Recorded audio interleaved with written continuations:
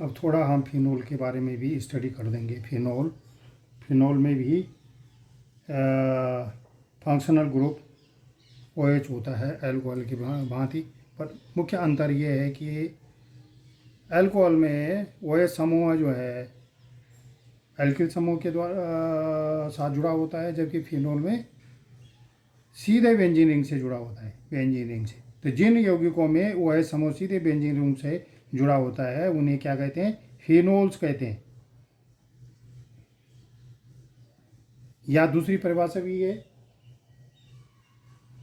Phenols की, aromatic hydrocarbon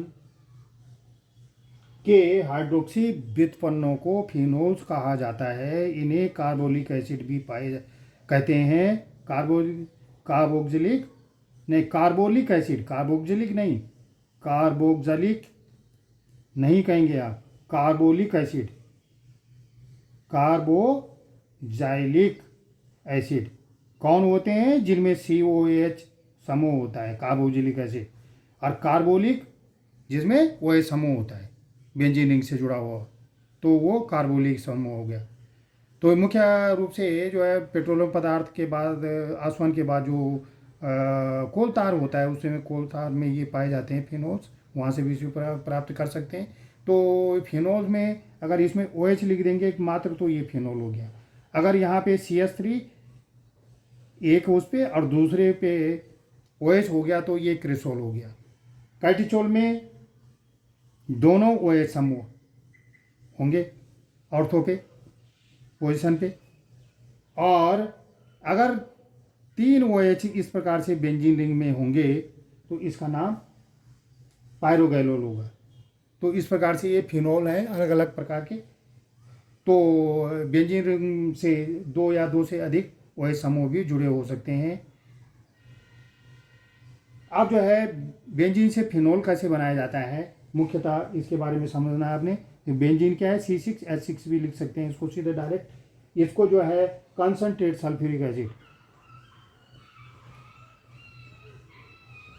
के साथ अपक्रिया क्या कराया जाता है, कितने टेम्परेचर पे? 80 डिग्री सेल्सियस पे। तो हमें जो है बेंजीन सल्फोनिक अम्ल प्राप्त होता है, C6H5SO3H, बेंजीन सल्फोनिक एसिड। इसको NaOH के साथ ट्रीट करवाने पर, के साथ अभिक्रित करने पर sodium benzene sulphonate H5SO3 Na hydrogen sodium के द्वारा विस्थापित हो गया। और इसको जो है NaOH के साथ फिर फ्यूज करने पर क्या प्राप्त होता है? Phenol C6H5OH। तो एक तो बनाने का मेथड है, दूसरा इंपॉर्टेंट मेथड इसे बनाने का है एनिलीन से। एनिलीन से कैसे बनाया जाता है? तो इस एनिलीन से नाइट्रस अम्ल और HCl के साथ ट्रीट करके 0 डिग्री सेल्सियस पे आइस कोल्ड सॉल्यूशन लेना है इनका 6,5NH2। ये क्या है? एनिलीन। इसको किसके साथ? नाइट्रस अम्ल और HCl के साथ। नाइट्रस अम्ल कैसे बनाएंगे आप? नाइट्रस अम्ल आप सोडियम नाइट्राइट को HCl के साथ अभिकृत करके नाइट्रस अम्ल बन जाता है। तो इस प्रकार से ये रिएक्शन होगी। यहाँ पे टेम्परेचर क्या बताया था मैंने? Ice cold solution. इसका मतलब 0 डिग्री सेल्सियस टेम्परेचर होना चाहिए, 0 से 5 डिग्री तक होगा, 5 डिग्री सेल्सियस तक टेम्परेचर हो जाएगा। अब बेंजीन डाई आइसोनियम क्लोराइड बनता है। यहाँ पे इसको इस प्रकार से लिख सकते हैं, N double bond NCl plus 2 पानी के मॉलिक्यूल बन सकते हैं। या इस प्रकार से भी लिख सकते हैं C6H5 N double bond NCl, या कहीं कहीं पे N2Cl डायरेक्ट लिखा होगा, तो बेंजीन डाइऑक्सिनियम क्लोराइड बनता है। अब बेंजीन डाइऑक्सिनियम क्लोराइड को का हाइड्रोलिसिस करने पर फिनोल बनता है। इसका क्या करेंगे? हाइड्रोलिसिस करने पर क्या बन जाएगा? प्लस H2O क्या बन जाएगा? C6H5OH फिनोल बनता है, और नाइट्रोजन गैस निकलती है, और क्या बनेगा? HCl। तो ये इसके बनाने के मेथड हो गया। अब फिनोल जो है क्या है? एसिडिक नेचर होता है इसका। तो ये जो इम्पोर्टेंट है इसका एसिडिक नेचर फिनॉल का। तो एसिडिक अम्लीय प्रकृति कैसे करेंगे प्रदर्शित? अगर ये किसी साल्ट फिनॉल एसिड है और कोई बेस होगा तो वो मिलकर क्या बनाएगा? साल्ट।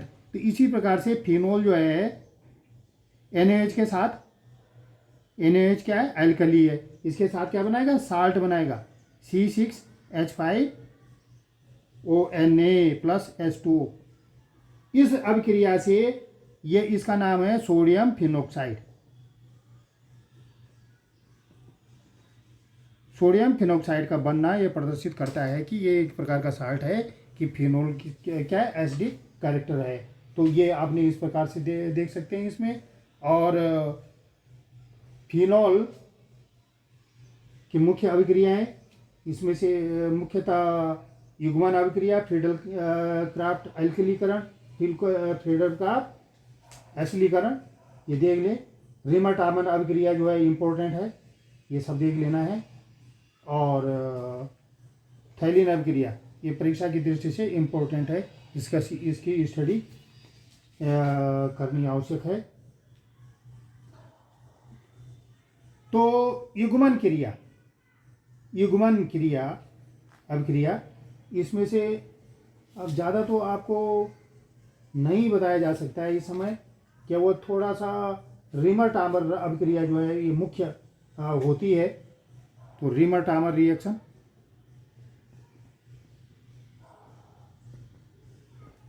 अभिक्रिया, इसके बारे में थोड़ा बता देते हैं।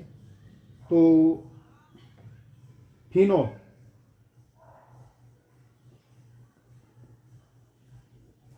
OH, इसको क्लोरोफॉर्म के साथ अभिक्रित करने पर 140 डिग्री सेल्सियस टेम्परेचर, और इसमें प्रेशर भी है 1.5 एटमॉस्फेरिक प्रेशर।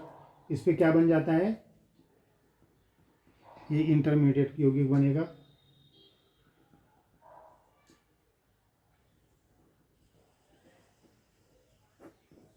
इसको एक्वस KOH या NOH के साथ ट्रीट करने पर, KOH के साथ ट्रीट करने पर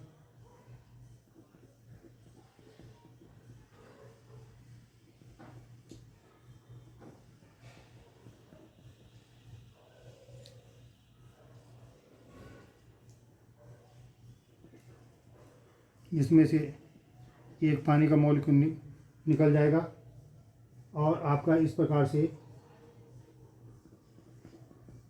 एल्डिहाइड ग्रुप यहाँ पे आ जाएगा।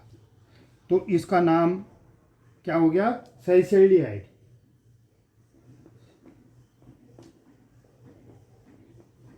इसको कहते हैं सैलिसल्डिहाइड। और इसका जो ऑक्सीडेशन करेंगे तो सैलिसिलिक एसिड हमें प्राप्त हो जाएगा। क्या प्राप्त होगा? Salicylic acid.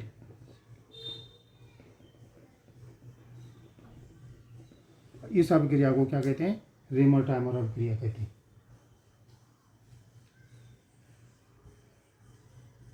Thank you.